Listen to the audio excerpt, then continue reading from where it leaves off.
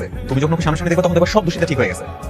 ঠিক আছে, আপনি যখন এত করে বলতেছেন তাহলে হয়তো ভালোই হবে। আর আমার আপনার কথার উপর আস্থা আছে, আমি আপনার ভরসা করি।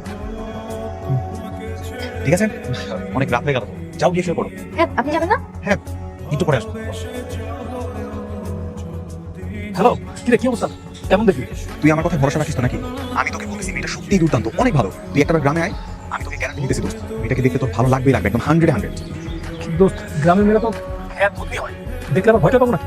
আরে না না বেটা, তুই যে তোর সাথে কথা বলিস না, তুই নিজে কনফিউশন করে যাবি তুই কি শহরের মেয়ে নাকি গ্রামের। ও তাই নাকি? আচ্ছা, ওকে নিয়ে বাইরে রিজা বাড়িতে যা যাবে নাকি, কি বলিস?